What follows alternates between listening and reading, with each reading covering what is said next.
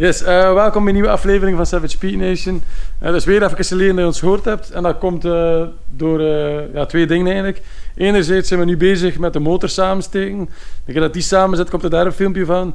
En anderzijds willen we de werker aan de kast nog een beetje laten zien. En zoals je kan zien, onze kast staat hier. En onze kooi die staat hier momenteel op het spit. Ik weet niet of we kunnen draaien. Ja, we kunnen hem draaien. Dus wat is de bedoeling? Dus de week van de 18e wordt de kooi gekeurd. En daarvoor moet die helemaal opgelast worden. En om aan die bovenste lasten hier te kunnen, moesten we de kast die daar staat eraf halen. Dus we gaan straks alles overlopen en dan kijken wat er nog moet gebeuren. Het is al heel wat veranderd en het is de bedoeling dat er nog heel wat verandert. Maar terwijl ik op reis was, heeft Viet naarstig doorgedaan. En is er al het een en het ander gebeurd. Dus een kort overzicht.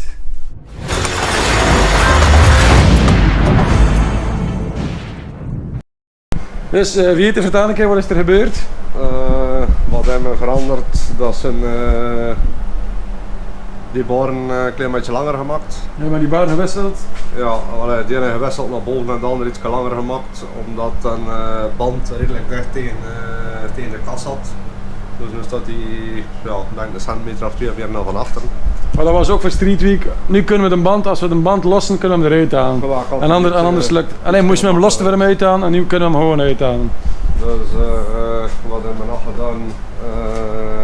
Hier de achterkant gemaakt. Dus we hebben eigenlijk eerst die buis erin gestoken hier. Want hier komt de wielkasten in. Dan komt hier tegen zo.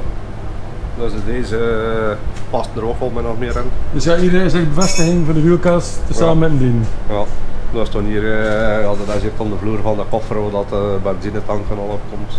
En met die plaat wordt hij dan weer aan onze body gaan. Ja. Hier hebben we nog bevestigingen bijgezet voor eigenlijk de voetenplank op tot. Hier hangt een C-stijl aan vast eigenlijk, dat zat er al in. En dan hebben we hier nog een stuk bijgezet, waar dat een A-stijl van boven nog vast hangt, dus dat de kas eigenlijk vast staat aan het chassis. Deze zit er hier ook in, dat is voor om de kardan moet het al.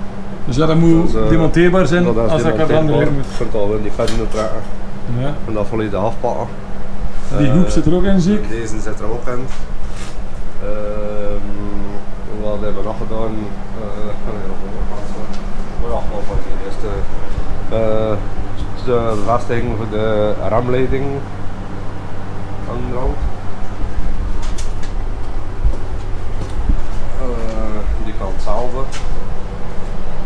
Toen hier hangt de line lock.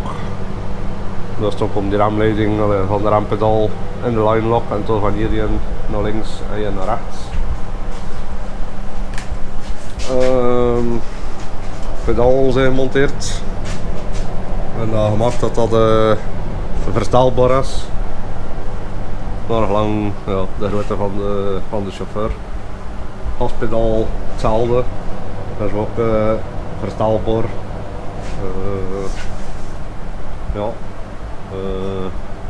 Scherm staat erop. Ja, het is een display geworden van Tinker, een beetje ecologisch. En onze shifter, onze Pro Ratchet shifter, die al een heel leven achter de boeg heeft. Ja, zo ziet dat er direct weer heel wat pro uit. Hè? Ja, dus nu moeten we nog een paar buizen maken. Dus hier moet hij nog, komt er nog een kruis in. En die hebben we er nog niet in gestoken, voor het gemak van werken, dat we er makkelijk in en uit dus kunnen. dan komt er van hier nog in, tot in de hoek. Tot hebben we nog...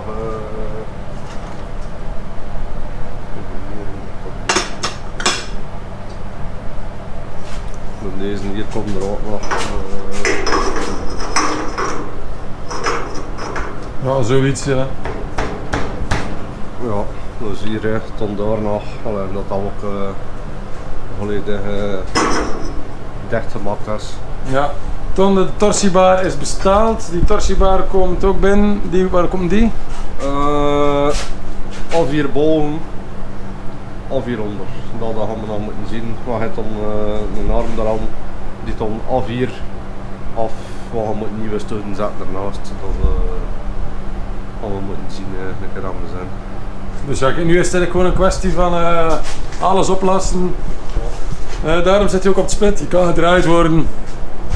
En daarna is het keuren, hopelijk gekeurd zijn. En dan is het weer, dan wordt hij gepoederlakt, dan gaat hij binnen voor de poederlakken. Ja. Komt hij in één kleur. Dat zal een heel ander zicht zijn, want nu zit het er allemaal wel wat rommeligheid. Ja. En de bedoeling is dan dat hij ondertussen, dat hij weer de poederlakker is, uit de kas. De binnenkant gespoten worden. Ja.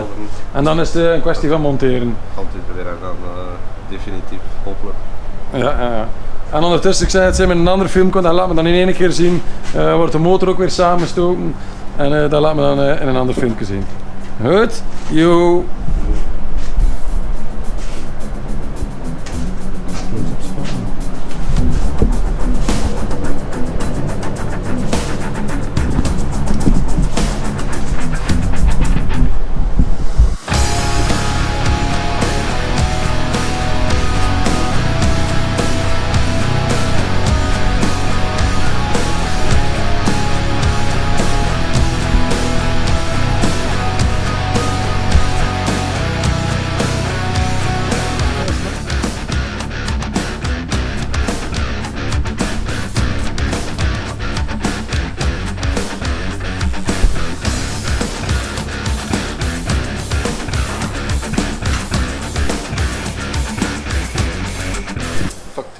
Zingen.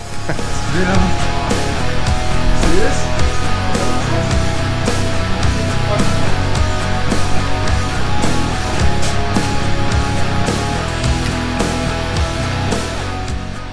Arkooi is zo goed als af.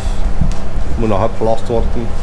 Dus hier hebben we kleine aanpassingen gedaan en het zijn kleinere baartjes in en ze zijn die boeltjes in verplaatst. De gaat niet te groot worden.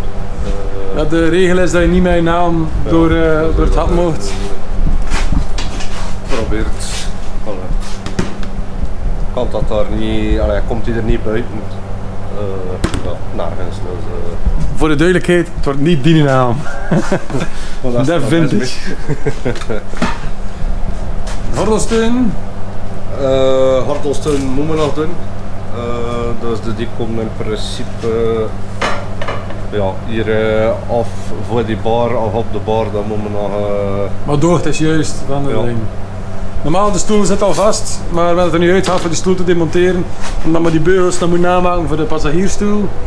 En wat die gewoon verwijderd moet worden voor makkelijk kunnen lasten. Wat hebben we nog gedaan? Deze. De kruisten zijn volledig in de deuren. Dus hier moeten we nog een buis van hier naar de hoek. Dus deze moeten we nog maken.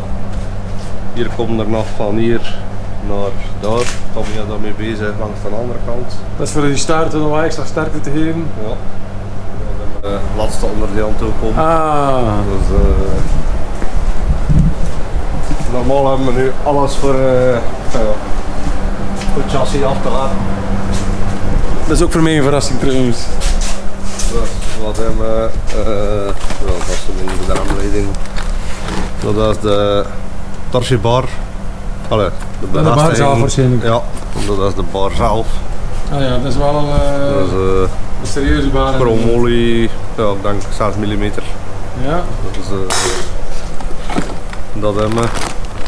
Window net. De window net voor aan de ruit, blijkbaar ook verplicht. Ja, en dat zijn dan de bevestigingen. Bevestiging voor die net, ja. Dat hier voor die bol. Gewoon induwen en uitruimen, ja.